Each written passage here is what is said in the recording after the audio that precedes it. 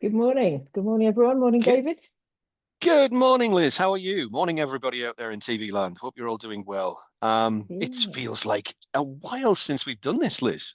So it it's nice to is. be It's back. ages. Yeah. Yes. You feel So yeah, yeah. feel Oh, slightly nervous today. got the little happy tingles, but it'll be fine. We'll be okay. Yeah. So yes, I see topic people for still today, joining, Liz. aren't they? Oh, yeah, we Wow, got this that is the going. one. This is the one. We're Yes. doing Climbing and WIP climbing. Okay. today. Sorry, let's put it back to the beginning. We're just Yeah, waiting for a few well, more people to join. we shall So indeed. Should we do introductions while we're waiting for people to jump on? I'm sure people know who we are, but we'll do them anyway. So, here we are. Liz, Good morning. who are you? Yes, I am Liz from Ginger Snap Consulting. I'm a WorkflowMax implementation partner. Have been for I must look this up. I think it Nah, must be 9 or 10 years. I know I'm slightly behind you, but I can never remember exactly what it is. don't worry. No, But again, it's still lots of time served, Liz. So yes, I was going to say it you is. get to a certain point and it's all the same. It is. Good And morning, I you. am, good morning, me. I am David from Valued Academy, and I am an implementation partner. I feel like I should be standing up in my little group of friends to say this. And I'm an implementation partner of WorkflowMax. I've been doing this for about 12 years now. So this is, yeah, I'm getting, Yeah. well, I've earned the grey stripes, let's put it that way. But no, it's been a wonderful roller coaster, and we are going from strength to strength. So looking at the new Workflow Max and seeing it improve daily. So looking forward to Yeah. what we can tell people about today's topic. Yeah, a lot changes, isn't it? You have to each week have a little look at what's changed. Absolutely. This does not stand still, and nor will it, which is always encouraging. The last thing you want is something that doesn't improve or doesn't take on board what people are asking for. So, yes, the, Yeah. the development pathway for Workflow Max is a rich one. So, lots to look forward to. You're in a different place today, aren't you? Not your usual cubbyhole today, are you? Well, you see, because you can't see because of my lovely styled background, normally I speak to you from our wonderful offices in the northeast of England in County Durham, in Durham itself now. Um, Today I come to you from the hallowed space of York. So I am about an hour south by train, and we have blue sky and sunshine. So hey, I Mm. should come here more often. But York's lovely. yeah, Really nice uh, city. I just adore York. I can't spend enough time here. But Mm. yes, maybe I will go for a walk at lunchtime. You never know. We'll see. Yeah, you should. You should. I'm in my usual space in the Brecon Beacons, and we also have sun today, which is Good lovely. for I got you. really good weather at the moment. Excellent. That's what we like to hear. Yeah, Well, feels a bit we'll give people spring-like. maybe. Do you know that's exactly it? All the daffodils are out, Mm, and it's usually at that yeah, point where we get frosts and snow, and they all get hit with wind. And but you never know. We'll see how they last this year. It should be hopefully, fingers crossed, it might be a nice spring. time to get camper vanning, I think. I keep opening it and thinking, yeah, nearly. Almost there. I think we'll give people another minute to come in, and then Yeah. we'll kick off. But we can see his numbers are still climbing there, so we'll give them just a Hmm. little while longer. Um, but yes, there's. I hope everybody's been finding the masterclass season useful. Lots and lots of webinars going on, lots of content. All of these are then once they've been concluded, they are put up onto not only YouTube on the platform site so that you can see those there. Um, and then they're also put onto the actual Workflow Max website so that you can watch them back afterwards as well. Um, we, yes, Mm, there is a masterclass link in the chat. Don't know what, can everybody see that, or is that just us? not sure. But there we go. It's that there. Everyone can see If it. Yeah, if everybody can everyone see it, can see that's it. fine. Then Yeah. then yep, that's great. Everyone, lovely. So by all means, if you want to copy that link and use that to go and see what else is available on the masterclass and what's already happened, then please do Mm, so. But yes, lots and lots of educational content. Think of the CPD hours; it's all good. Um, mm. in which case, yes, we are pretty much there, I think. So shall we make a start, Liz? Yeah, let's begin. So Good stuff. today we're going to cover work in progress, and David and I's challenge is to Yay. make this seem slightly less dry a topic than it probably is. But it's just one of Tall these order, Liz. topics that I know, but it's one of these things that once you get it, it's dead simple. And Yeah, actually, yeah. on WorkflowMax, it's not difficult, is it? It's just, I think some It's a people go on. people make it bigger than it is, and I think Yeah. that's the problem. Is people think about workflow max. They think about work in progress in many different ways, and Mm, all you really need to understand is how workflow max thinks about work in progress. What yes, does it mean? exactly. As soon as Yeah. you get that concept, everything clicks into place and it all makes sense. So that's the important part. And it's actually really, really easy. So Mm, that's what we'll see when we get to this. But yeah, yeah, we'll have a little look and see definitely. what we're going to cover. Yeah. And I think, thinking about clients, people think about their own WIP in different ways. I've noticed that it's not Hmm. everybody reports on WIP in the same way. So I think understanding how Workflow Max does it is the first step, and then you can either use it as is, or you can take bits of that and use it for your own reporting. And that's what many Absolutely. people tend to do. But this is why we So have custom reporting. Absolutely. exactly. We love customer reporting. So this is what we'll cover today. We want to take you through a bit of a recap and the basics, and then have a look at how you can sort of process, manage, track, handle, report on WIP. And then we'll go into a few examples that we're often asked about. Usually Mm. WIP write-off comes into the scenario somewhere. And then Yes, it we'll does. answer as many of your questions as we go along, and we might save a few for the end. We'll see what we can do. So let's kick off with the basics first. So your work in progress obviously is everything you're currently working on, and also everything that is not yet billed. And that's probably the main aim of the WIP ledger and workflow. It is trying to make sure that you don't forget to bill something, or you're very aware of how much there is to bill when you come to start your billing cycle. It it's really one massive database table, isn't it? It's in the background. Every single thing you do gets dropped Yeah, into absolutely. a ledger.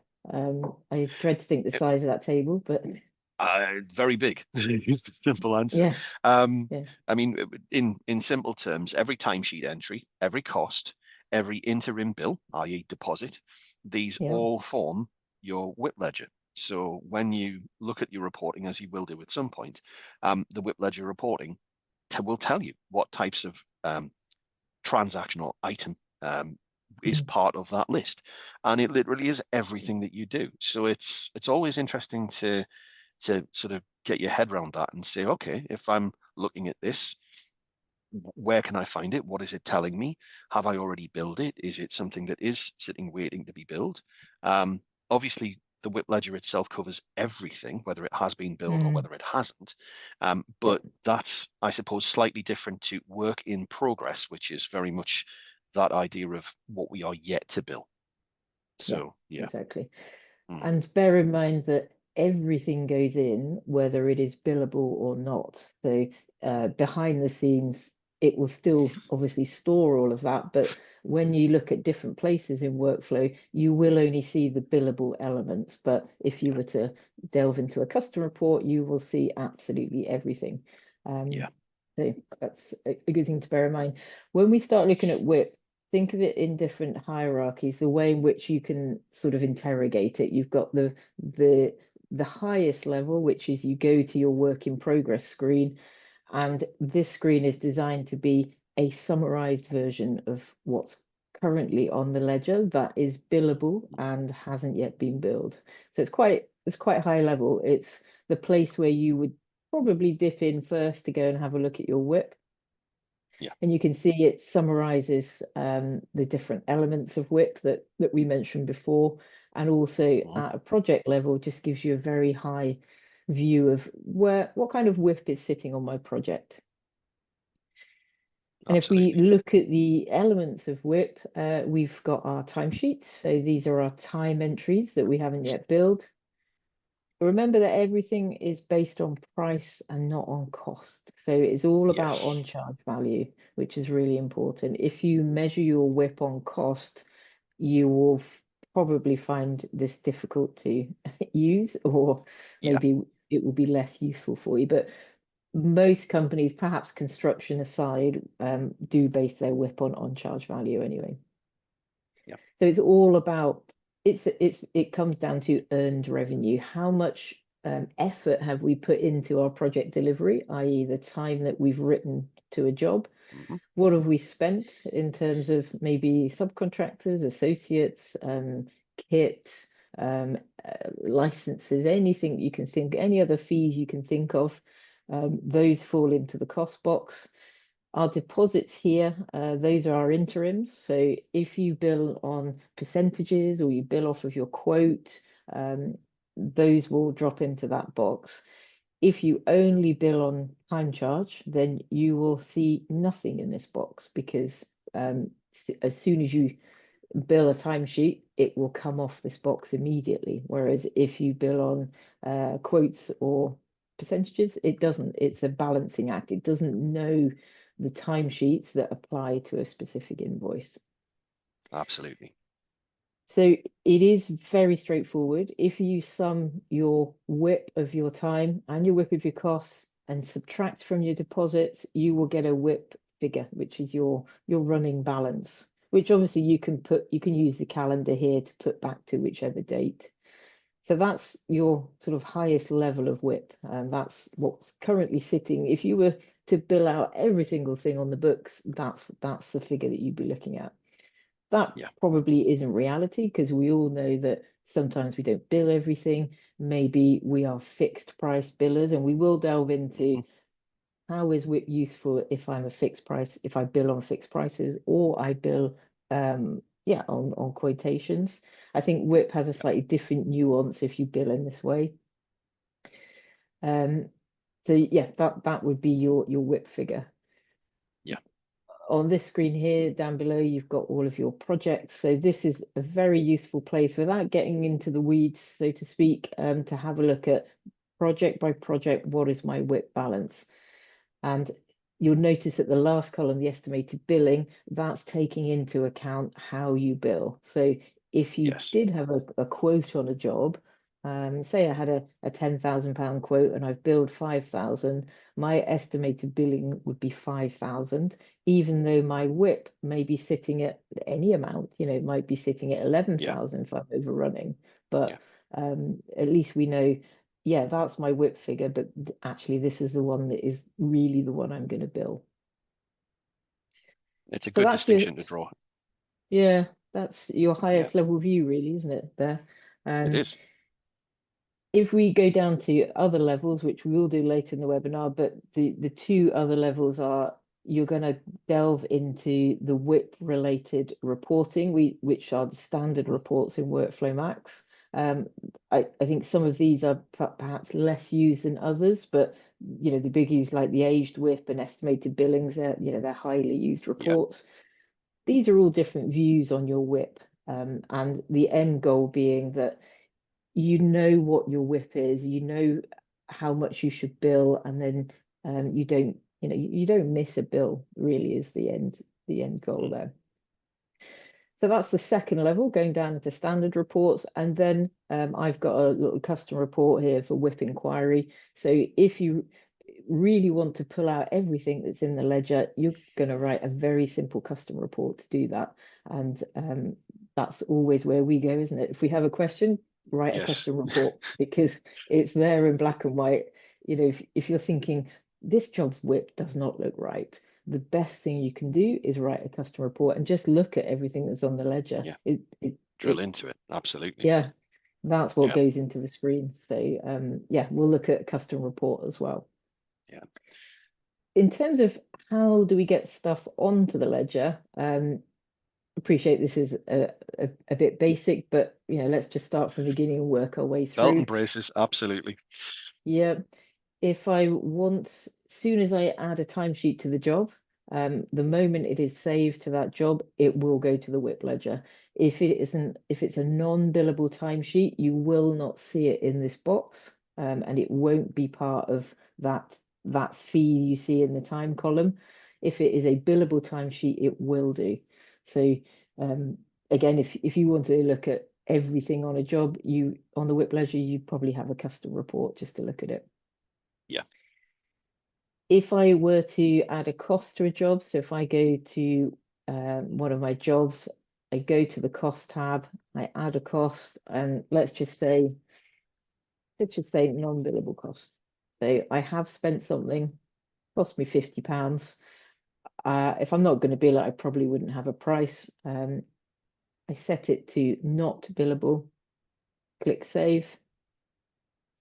And the most important thing for costs is the moment it becomes an actual, that is the point which it goes to the WIP ledger.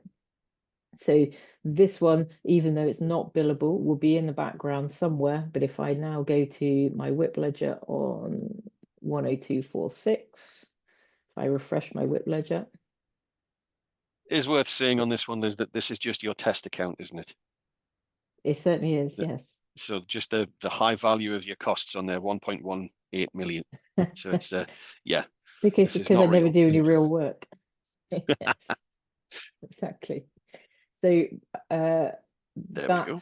I've got 10,200 of cost on there. That's not going to incorporate my non-billable cost, but if I go back to that job, go to that cost, let's just toggle that to billable. So I'll be expecting another 50 because it's the price that goes to the WIP ledger. And I think I will need to refresh the WIP. Yep. Or maybe I can just refresh the table actually. Just do the search again. Should do it.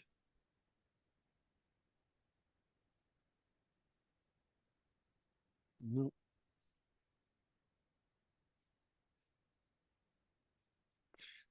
I just need to give it a minute to go and search for everything again rather than. Yeah.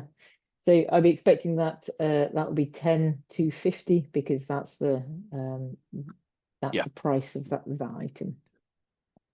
So that drops things into our cost box.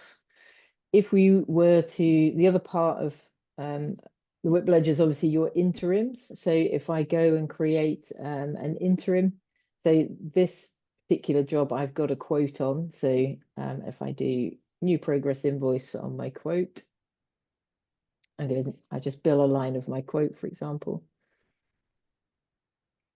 Let's just say, take that off. I bill 16,000. I'm going to ignore my actual costs. If I approve that, invoice goes on to my job. And then if I go to my WIP ledger,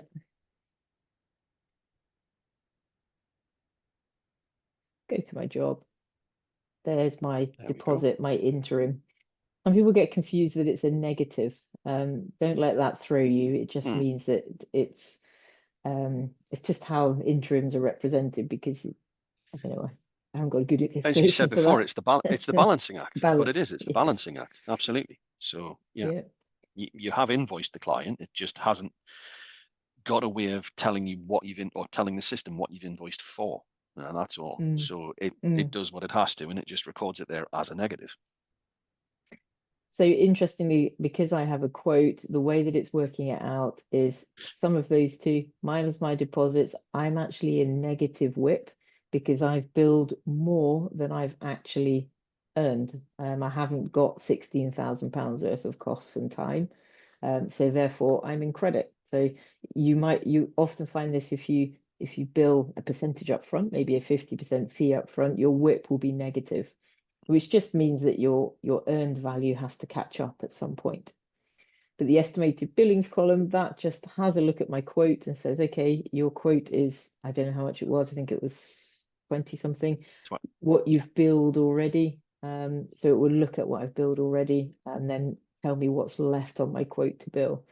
So I'm probably going to be looking at what's my WIP figure compared to actually, the real amount that I have left to bill. Yeah. Good stuff. If I were to do, so that's my interim invoice. If I were to do a final invoice, you would stop seeing this on the WIP ledger. So there's one distinction with the final invoice and its relationship with WIP. The interim just adds in your sale as you're selling something, but the final invoice does two jobs. One, that it tidies up the WIP on your job. So the fact you're doing a final invoice, you're telling WorkflowMax, this is the last one of the project. If I have some WIP on the ledger that I haven't billed, say we've maybe run over in time, we thought we were going to charge 15, we thought it was going to cost us £5,000 worth of time. We've actually overrun. I've got £10,000 on the WIP ledger. Then it would write that all of that off. So it will Yeah. do it kind of looks at all the timesheets and apportions them to the people that have worked on them as well. So Yeah. it does a tidy up in the background. And that is the only point, if you're billing on fixed prices, that the timesheets actually get matched up against the invoice because it's a final invoice. You don't Yeah. get that as you go along. This Because is exactly it. if I'm billing on fixed fees, you've got a line item in your quote. WorkflowMax does not know that that line item actually belongs to these 26 timesheets. So it will only Yeah. do that tidy up on the final invoice. Yeah. So after your final invoice, it gets removed from the WIP ledger because you're telling it no more billing. Therefore, I don't need to have this on the WIP ledger. Obviously, you can still go and run a custom report and look at everything, but that's how you remove from the WIP ledger. Hmm. If you want to do a complete write-off yourself, you can also do that. You can select the item and remove it, select the project and remove it yourself from the WIP ledger. So that's you telling WIP ledger, that's it, no more billing. Sometimes you get the scenario, don't you? Do your final invoice and then you get several supplier costs come in. Hmm. Obviously, they will go back onto the WIP ledger, so you need to stay on top of making sure that your ledger is a reflection of reality. It's quite common to find that there are a lot of Yeah. completed jobs in most people's system that still have ledger Yes. items or unbilled items sitting on them. And again, Yeah. it's usually down to this. They've been added late and they just haven't been tidied up. Yeah. So yeah, bear that in mind. Because sometimes, you're driven by what your customer wants you to bill, aren't you? So if they say, well, Mm. the project's finished, bill me now, you think, oh, I can't bill you now, I've still got bills to come in, but obviously you do. So you just need to be mindful that, yeah, you're going to have to go and tidy up your WIP ledger. So Just as an you, interesting point on that one, I think if you absolutely have to raise an invoice, but you don't want to write off that final element of WIP, raise it as another interim. interim, Again, yeah. keep it as an interim. You will end up with a situation where you still have all of your figures here. So even though you might have raised your last bill, your billing will be complete and you'll have your negative figure there. But it allows you then to go ahead and add your remaining costs or time that might occur after that point of invoice. And then ultimately you will be able to we use the phrase wash them up or match them up against each other Mm, at a later stage. But I'll show you that in a little bit. But yeah, yeah, it's yeah. there are ways around this. This is the thing to remember. There's always ways around these potential issues in Workflow Max. Hmm. Mm. True.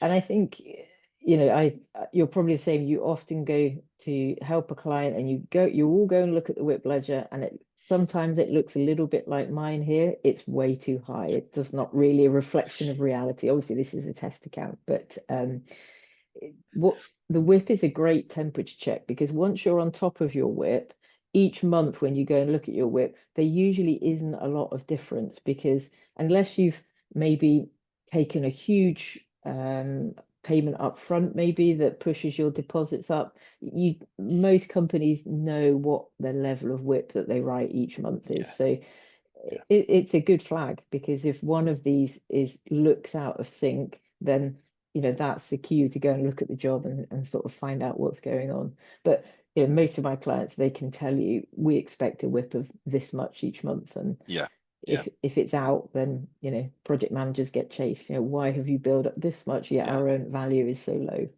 Or Just a rolling balance, isn't it? Yeah, it is, yeah. And yeah, I think it's quite if you run on time, if you charge on time, WIP is and cost. WIP is very straightforward because it's timesheets in, timesheets out, yeah, timesheets carried over, therefore they stay in the time box. It's yeah, costs that are carried over, therefore you keep them on the ledger or you bill them. So it's yeah, straightforward. I think if you're billing through a fixed price mode, it, it- I think gives you a different perspective on WIP that we'll talk about. Yeah, it's still Absolutely. important because it's still earned value. It's still how much delivery time has gone into a project, but because you're not billing out timesheet by timesheet, yeah, you It's where your probably estimated billings column becomes a lot more it meaningful to does. you, Yeah, it because does. your figures at the top are reflecting your actuals. So they're reflecting Mm, actual elements of time and cost that are unbilled, or actual deposits, that interims that have not been matched off against something. But yeah, so your WIP figure when you're billing on fixed fee charges is, you said it before, it's a temperature check. Your mm, estimated billings column is telling you what your anticipated revenue would still be. So you've still got yeah. everything in that estimated billings column to say this is what we're going to bring in, as opposed to a time and fees business that would not necessarily look at that, or at least it would usually be the same as their WIP Mm, column. So yeah, yeah, precisely. there's the distinction, I suppose. Mm. Hmm. And just as a side note, there is not a way to export this data as is, but it's actually a really useful table. So if ever you need to do that, you can just do Oh, copy. You can, and it you works, can. It does and work. it does. Yes, it And does. you can paste it as plain text into Excel, and it will work fine. So you can then Yeah, go off and do whatever you want to do. But yeah, that's useful. my goodness. So, should we delve into some of the standard reports then to see? We've looked at our high level view. Let's go down and see what other Absolutely. Let's see what we've got. reports are. Yeah.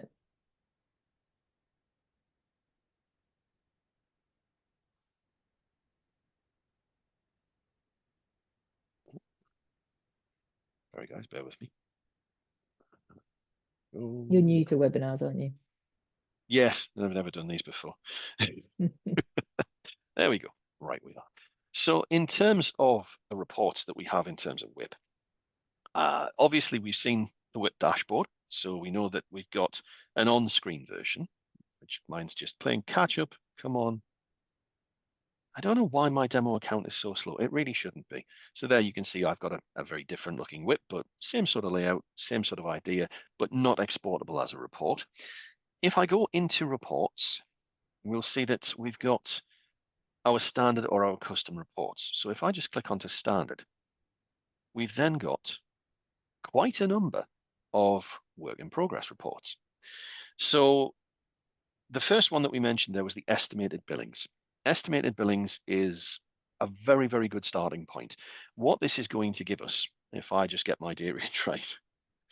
So please give me a date range. I should have some estimated billings in there. It's not going to work for me, is it? Yes, it is. Refresh. There we go. Lovely. So what we can then see is that it's going to give me the details of my client and the amount of WIP, or the amount of estimated billings that's outstanding for me. As we said before, this is going to differ depending upon the nature of your business. So if you are billing on time and fees, then absolutely this is very likely to be the same as your work in progress figure. If it is a case that you are a fixed fee business, then this will be reflecting that estimated billings column in that WIP screen. So looking at that, you'll see this is exactly what would be then carrying over. So the report itself, you can see we've got all of our clients, all of our values there, all the way down. And again, just giving us by client name and then working through. Obviously, I have some clients with lots of jobs, some clients with very few jobs, etc. But it's then up to you to utilize or interpret that data as you need to. So if you want to then drill into a particular client or a particular job, it's very much just a case of then going and sourcing that information. As with all of the reports in the system, you can export these. So either we can export as a PDF or a CSV in the case of the standard reports. In terms of the options, we do not have the ability to email yet, but eventually you will be able to email this around to people from within the system itself. At the moment, it's not much different. You would simply export the PDF and email it through your standard emailing system. We do have filters in these reports. So again, we can filter by client, manager, job manager, by again, job state, all of those items that are listed there, we can filter by.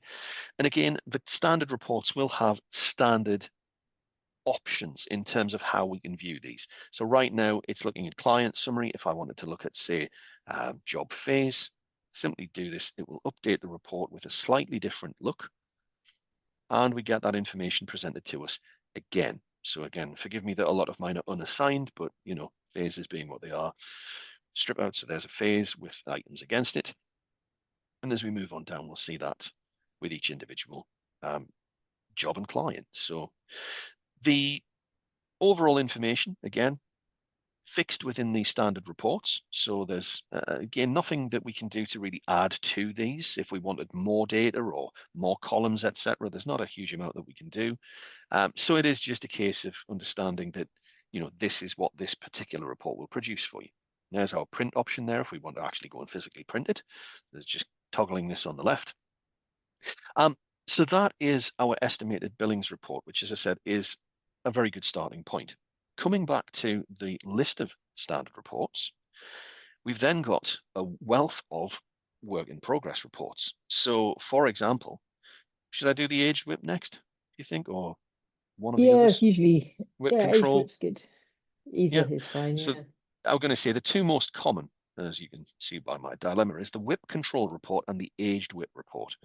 We'll have a look at the aged WIP first, because I think this is quite an interesting report. So again, if we refresh our date range, and we see what we get. If I just bring that up a touch. So again, you can see you've got your choices there. So are we percentage by month or date and amount and last date invoiced? Likewise, am I putting client and job, or how am I sort of ordering the information that I get within the actual report? Same sort of idea with filters again. Filters will be roughly the same within the same type of report. So again, work in progress reports will usually have the same sort of filters in them. But then you can see that we've got this broken down by our period. So you've got your current month, your previous months, and then older.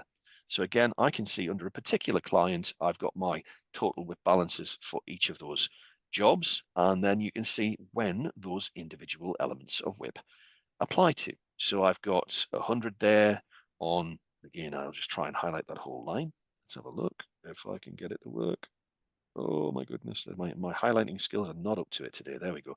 So you can see that on my total of £825 of WIP on phase 2, which is the name of the job, then you can see that I've got 100 from March. You can see that I've got nothing in February, nothing in January, but 725 that was older than that. Obviously, this being a test account, you can imagine that this is just dependent upon what I've been playing with and testing around, but yours would be far more consistent in terms of you would have ideally WIP in every month unless you are billing absolutely everything at the end of the given month in which it was incurred. The most likely situation, if you are a time and fees business, is you possibly are doing that in the majority of cases. You will have some WIP that is carryover. Yes, that's fine. But the majority of what you would be doing would be billed pretty much at the end of the given period. If you are a fixed fee company, then because we are not necessarily clearing down this WIP until the end of the process when we raise that final invoice, then absolutely you are going to see aged WIP sitting in these previous periods. Now, sometimes that will be a negative. So as we said before with our deposit invoice idea, if we have a deposit invoice as part of that WIP, it is going to produce a negative figure. It's not wrong. It's just telling us that that's when we took our deposit, and we would then see work being added in the following months. So very, very straightforward in terms of how we can interpret this data. You can see on the right-hand side that it's a percentage here. We actually had to ask about this, but the percentage figure is literally looking at your overall value of WIP and saying what is the percentage of that for this given line. So looking at that, we can see that, for example, that very first job is only 0.2% of my entire WIP. So it's giving you a fairly interesting indication. If I've got something really chunky, then yeah, that's going to stack up to quite a considerable percentage of my overall WIP. So you can use that again as a simple yardstick, again, just a temperature check of where you're at with individual jobs to say what is it or what significance do I need to apply to that given piece of work.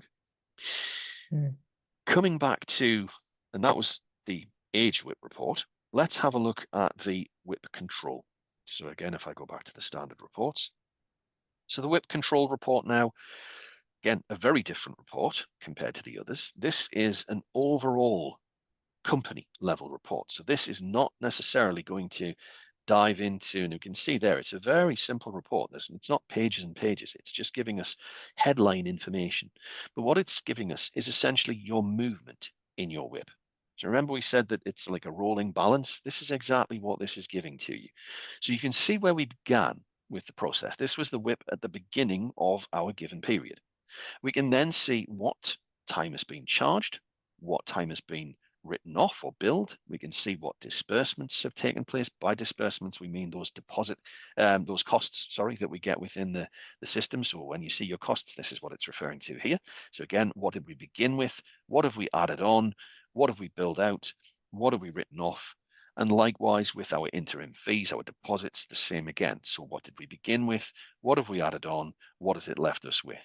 So by the end of that process, we then have our total WIP moving forward. So you can see exactly what it is in summary that we've opened with, that we've charged, that we've billed out, that we've absorbed, and what we've written off. So it's again, just a very easy way of assessing how your progress with WIP has gone during that period.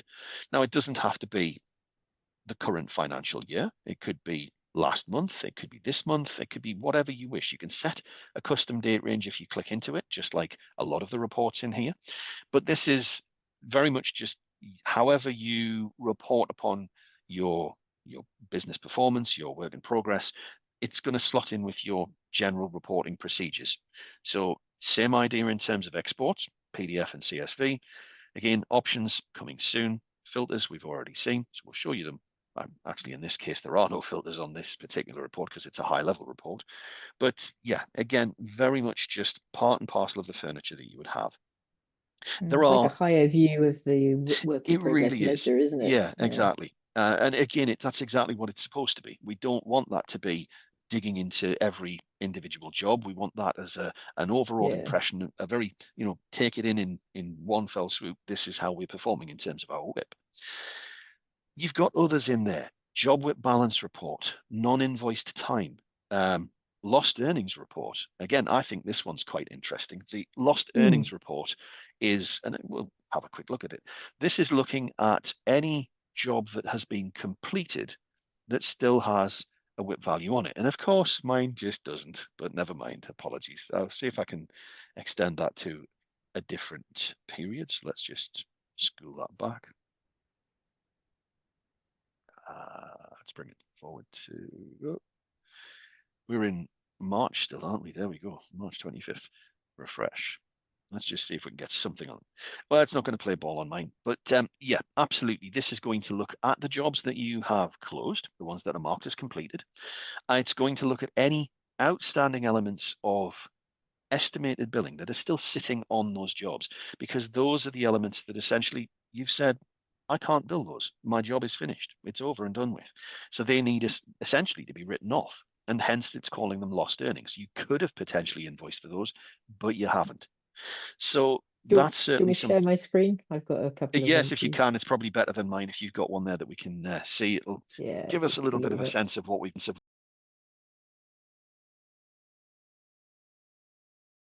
Apologies that this has just kicked in. Unfortunately, I believe my headset has run out of juice. That's okay. We can hear you. That's fine. Oh, there we go. We're back. Sorry about that technical glitch. So yes, in terms of the other reports, the other one would be, I suppose, the non-invoiced Yeah, report non-invoiced with, time. So yeah, the real difference between these two, lost earnings runs on the completed jobs, the non-invoiced time, which is a useful one. This runs on your in-progress ones. So it yes, gives you quite a nice view of everything which is yet to be invoiced on your current job, sort of broken down by client. So you can see, obviously, if you're time charging, you'll get all the non-invoiced hours, yeah, and just see, I think you don't get a grand total at the end, I don't think. So yeah, that's good for keeping an eye on your current jobs. It's a nice sort of bird's eye view of where your billing is at, I think, what is left to bill, absolutely. which is a good one. I think, again, in the majority, those are the ones that people will use for the most part. Obviously, we've got the idea of the favorites there as well. So you can see that anything that you want to review on a regular basis, you can put that little yellow star next to it.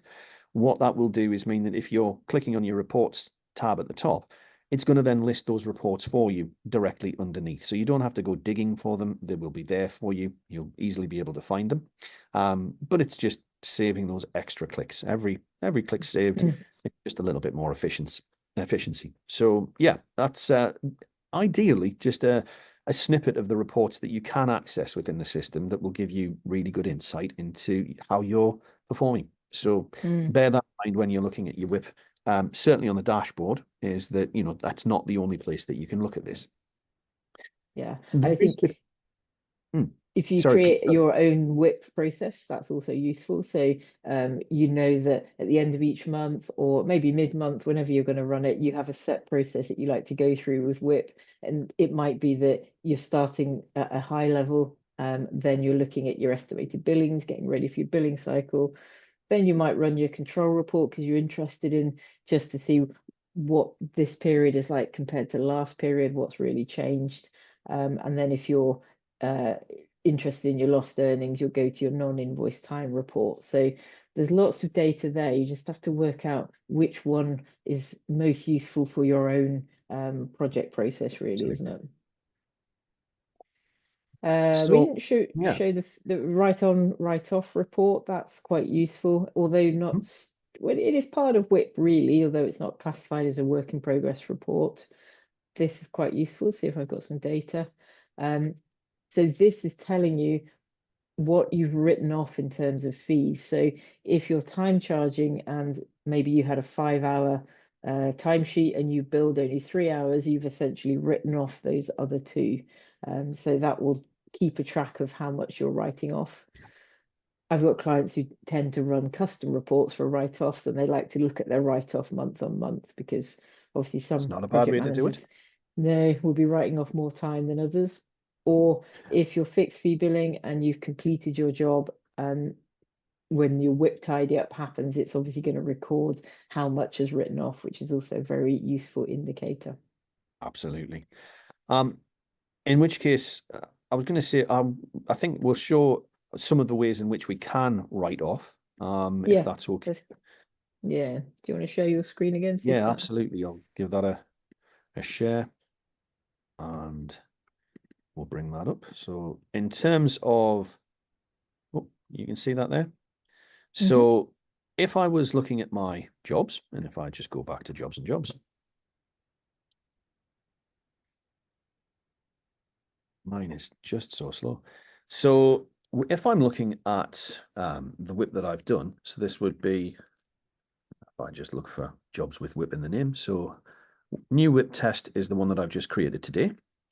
I can see within the job itself that I've got timesheets. So if I click into my timesheets tab, I'll see I've got timesheets recorded. I know that I've got costs recorded. So again, if I'm looking at my costs, I've got those sitting there as well. Actuals will appear as estimated billings. If they are just estimated costs, they will not. But then when I look at my financials, I have my estimated billings here. These are based on my actual time on this occasion. So you can have your system set to look at the actuals, even if you have a quote. More often than not, if you are quoting, it would be set to look at the content of the quote, however. So if I've then got a position where I have actual time and costs that I know I need to invoice, or I've got the value of my quotation that I want to invoice against, I can do a number of different things. You saw before on the dashboard of WIP that you could remove from there. If I go to job actions, you can see that I also have the ability in here to remove from invoice list. This is exactly the same process, just doing it in terms of an individual job. So if I choose to do so, are you sure you want to remove this unbilled WIP entries from the job? I do. And at that point, that should clear down. But what it will also do, it will revert us. It will give us the option as well to undo the WIP write-off. Now, that's the part I wanted to show you. Is that drop down appearing on screen there, Liz? Yeah. Yep. So that undo WIP write-off is exactly that. This is an ability to reverse the last write-off that you did within that job. It's worth noting that that is only doable within individual jobs. You can't do it in bulk. In the the WIP dashboard, you can remove items in bulk. So I could literally remove 10 jobs, 50 jobs, however I want at a time, but I can only bring them back on a one-by-one basis. So just be aware of that. If you tend to do things in bulk, but suddenly realize you've got it wrong, you're going to have a little bit of work to bring those back to where you started. But at least you can. And it In writes terms, off everything, doesn't it? This is a it bulk does. I mean, write-off this is on the again, job this is saying, this is just it. What we're looking at in terms of this idea of removing the WIP is it will flatten it just like a final invoice would, but it does so at the date that you push the button. So it's not like I can say, right, can you write off everything up to the 31st of January or whatever I want to do historically? It doesn't work like that. It will write it off today. So today being the 25th of March, it would write these off on the 25th of March. Obviously, you can then continue to add further items in, and it will add those into your estimated billings in your work in progress again. And simply we go around that process again. So if we get to another point where you need to clear down the remnants of your WIP, you can do so again. But it's only ever the last write-off that you can undo. What we can do, if we want to be more targeted in what we're writing off, so let me raise an invoice first of all. I'm just going to raise a deposit invoice just so we can see the effect that that would have. I'm going to raise a 50% deposit based on my quotation first. Installment. Let's do that. And when it comes through, all I'm going to do is save and prove that invoice. So that I'm happy with. It's got what I need for now. This will be an interim, so it's not going to be invoiced against the actual time and costs itself. It's going to sit there as a negative, and we'll see that my estimated billings will have changed accordingly. So there is my negative, and we can see what the difference is. So now I'm into a position where essentially I've got only a small amount left to invoice. If everything that I had done so far, I wanted to match off. So if I wanted to see where I'm at, that this is no longer outstanding as part of my WIP, I want to manage this on a more month-by-month basis, for example, then the only way to achieve that is actually by raising an invoice, which seems like an odd thing to do, but it's the process whereby we can match these items together, our positives and our negatives. So if I you're choose a matching progress invoice, timesheets, aren't you, against, we are, you're trying yes. to pick off the timesheets, aren't you? This is just it. So what I'm going to do, rather than basing it on the quotation, which as we've said, this would again result in an interim deposit invoice, I'm going to base on the actuals. So again, I'm going to click through. And what we will see is we've got then both elements of content. We've got the positives in terms of my time, my costs, but we've also got the negatives in terms of the invoice that we just raised. So there's my negative 845. If I was to leave it as it is right now, this invoice would want to charge the remaining £85 based on the value of my actual time and costs. Now, it may not be that that is what we want to achieve. It may be that we are simply wanting to say that that invoice should cover some of this time and some of these costs. I can do this in quite a detailed form. So I can go into consulting, for example, and I can see the individual timesheets that this relates to. So I can either say, yes, I want these included in this invoice. No, I want to write these items off, or I want to carry them forward and bill them at a future time. So these are my choices. You can see the level of granular detail that this is giving us. It is literally on an individual timesheet by timesheet basis. However, it might be that I say, yes, I want to invoice this, but I don't want to invoice the full 2 hours. I only want to invoice 1.5 hours of that time. So again, I will write something off here, but not everything from that individual timesheet entry. So there's all sorts of choices that we can make in terms of this. I'm going to just write one or push one of those forward to say it's going to be invoiced in the future. Save that there. And I'm going to do, in terms of one of the costs, I'm going to say that that is not to be invoiced on this occasion. We take the tick out of the cost and it will bring that forward for another time. So I can then see that my total value now, you can see this would be a massive negative at this point. So in other words, what I'm about to match off against my invoice is worth way less than the amount that I charged the client. That is not what I want to achieve. If I leave my invoice as a negative value, it's going to produce a credit note. I don't want that. So what I'm going to do, I'm going to change my pricing mode from calculated to fixed.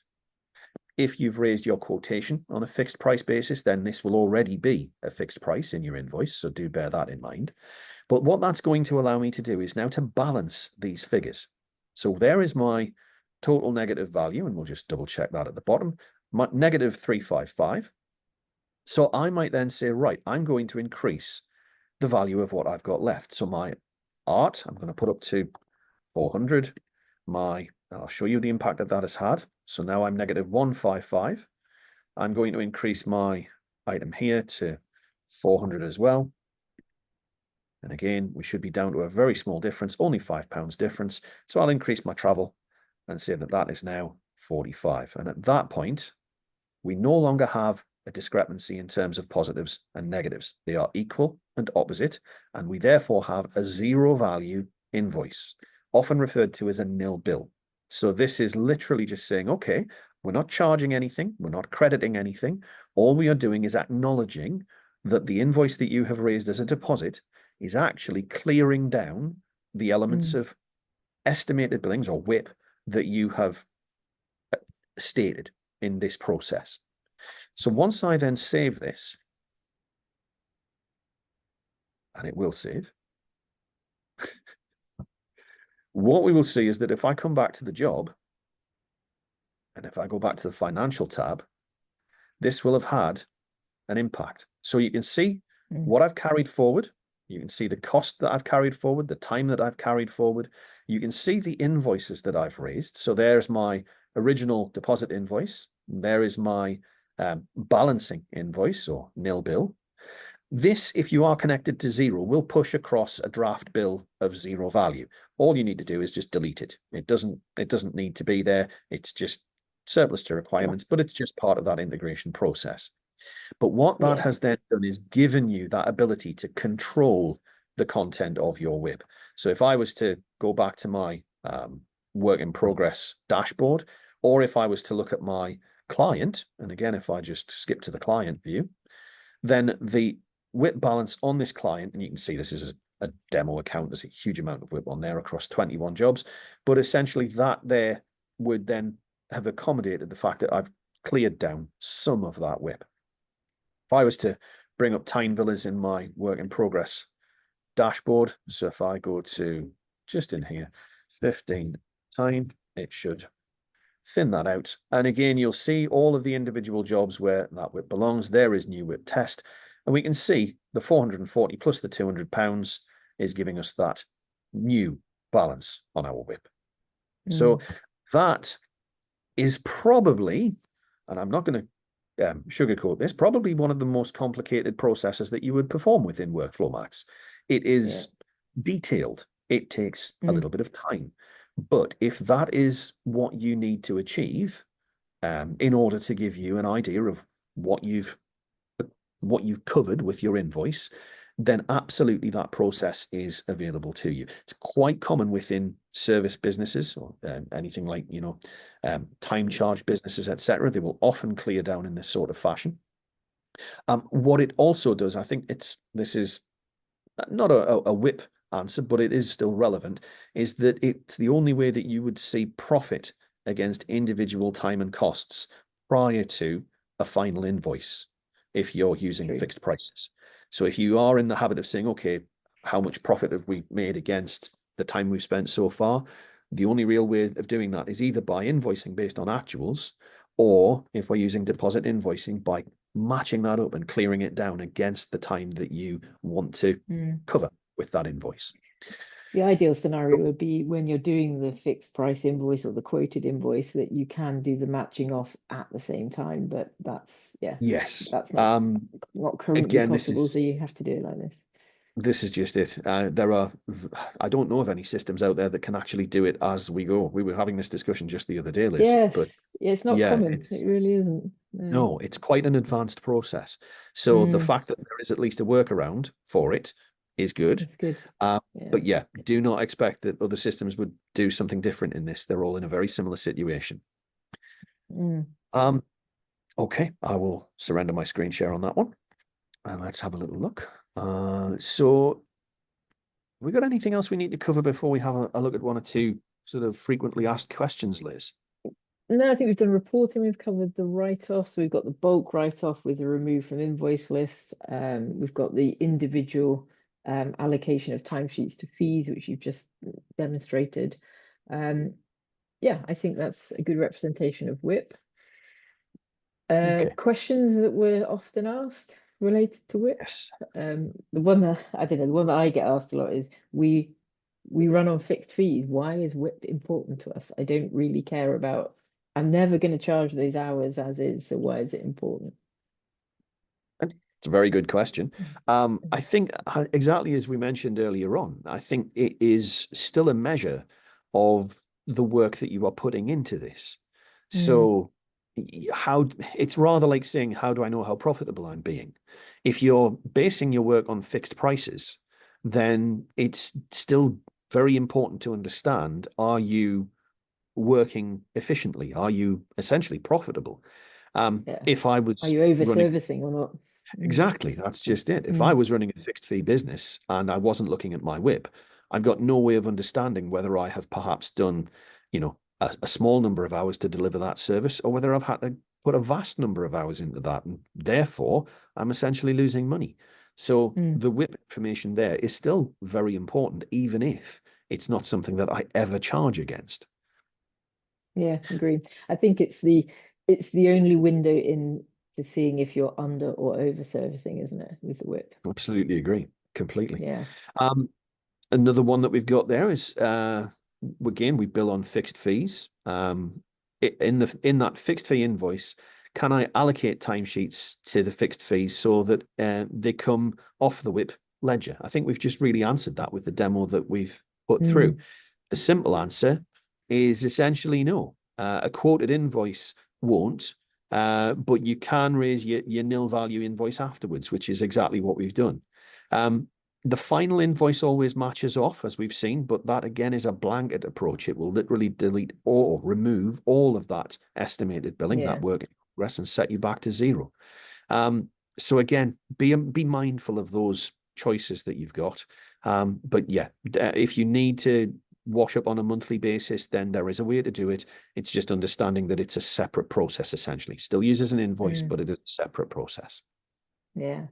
I think we could show, let's just finish off by showing the custom WIP report, because that does give you the most granular detail, doesn't it? Yes, absolutely. Have you got one to hand, or do you want me to share? Well, let me just have a little look. We may as well have a look and see if I've got something. I think I might have. If I go into reporting, we'll have a look at what custom reports we've got. And if not, well, look at that. Straight away, we've got some WIP ledger reports. So we've got a number of ways that we can report upon WIP. So the main one here is the WIP ledger report that we will see. If I edit this report, just as a starting point, we'll see that we've got the column information with regard to the jobs, has the information been billed. We have a ledger description, so that is either the name of the task or the name of the cost that we've had involved. A billable amount, that's how much it could have been invoiced for, the actual invoiced amount that we've charged for that item, the job status, a write-on or write-off amount, and the ledger type. So is this a task, a cost, etc., etc.? Is it time? Is it an interim? You can see that we can also base this on a date range, and we can also filter as well. So again, here including a particular client, for example, and then we can see that we've got a grouping of rows. So any grouping will always take place based on the first item that we've got. So this is essentially grouping by the job, and then who can actually access this report. So if I was to look at this, and it's an old report, but let's have a look. Usually you'd have the job number as the filter, wouldn't you? Because you'd be drilling potentially down on a yes. particular. And again, we've got our filters at the top right. So you can see here, this is now producing the information for me because I've grouped it. It's putting the job name and number at the top of each section. And then we can see the individual line items that are taking place within that. So again, we've got has it been billed? Yes, it's been written off. So this is a difference between yes, it's been invoiced or yes, it's been written off. And we can see that it was to do with time. So that art meetings, it says on the right that that was a time. So that was a task. If it's a disbursement, we bought a sandwich, then yes, again, that's been written off as well. We can apply additional filters. So again, in these reports, we can then go essentially on a case-by-case basis and add further filters in based on exactly the same criteria that are available when we build the report. So if I did want to filter by job number, I could simply type in NO and it would find job number for me, or it should be finding job number. And we could then filter based on that if we wish to, unless it's already a filter that we're using. But this is where this is a starting point for a report can be extremely flexible. So just because we've got one type of report there does not mean that we have to limit ourselves in how we use the information that appears there. So in the combination of our criteria and how we are pulling this information through, and bearing in mind we've got an awful lot of information available in this WIP ledger report. We've got all of our client fields, all of our job fields. We've got all of our ledger fields. So bearing in mind this bracketed word is the table that the information sits in. So this ledger table is referring to those individual entries of time or cost or interims and bringing through all of that information so that we can add it to our report and review it. So there's all sorts of things that we could achieve within a WIP report. If I just come back to the list, you saw that I had others listed in there. I can actually put them in report type order. So again, if I just go to my custom reports only, let's just have a look and get WIP ledger reports together. I might only have the two by the looks of that. Yes, I've only got the two. So the other item, for example, I think it was the WIP ledger write-offs I just looked at there. If I edit this one, we'll see if that's any different. Oh no, maybe that was the one I just looked at. Let's just come back. So the other report, I might have been trying to do the same thing twice, but we'll see. So we can see slightly different selection of items. If I was to check my dates and preview this, so this is again on a specific job. So there's our job number equaling something. And if I was to go through and review what we've now got, we can see again the individual items within that particular job number that we were referring to. If I wanted to change that job number on the report, I can simply access my filter and change that job number and apply that and update it. So I can easily use that same report again and again and again. I would certainly say the main things to be aware of with the majority of these is that this is reporting about the information as the system understands it right now. So even if I'm looking historically at a date range, it's still looking at how that data sits within the system at this moment in time.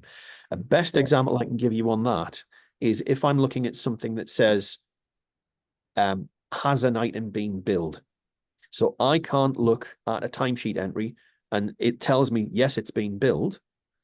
It's telling me it's been billed as at this point in time. I cannot run the report for a historical date, so say, for example, the end of February, and see whether an item was billed at the end of February.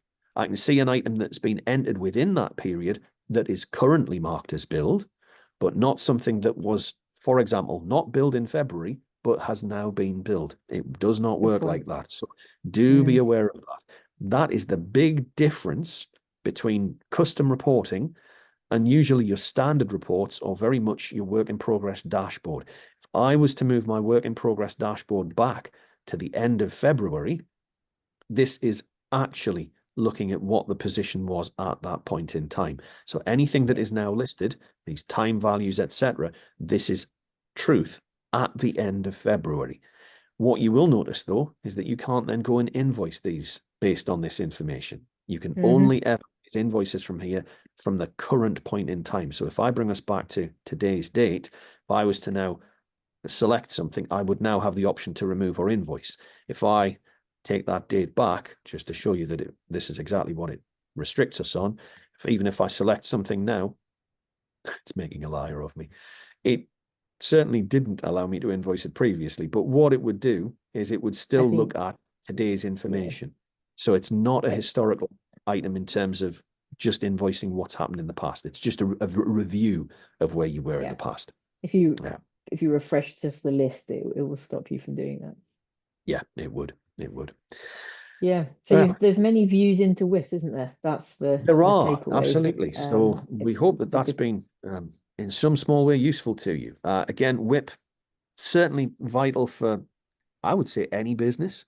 At the same time, handling that WIP can be very simple in terms of the distinction between a progress invoice, a deposit, or a final invoice.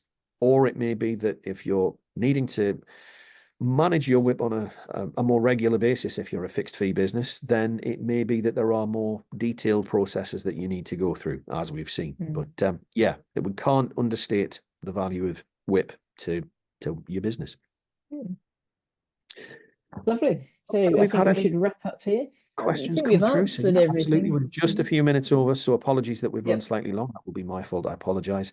But no, thank you so much for your time today, everybody. Again, good to have everybody on board. And yeah, we look forward to seeing you again soon for the next webinar.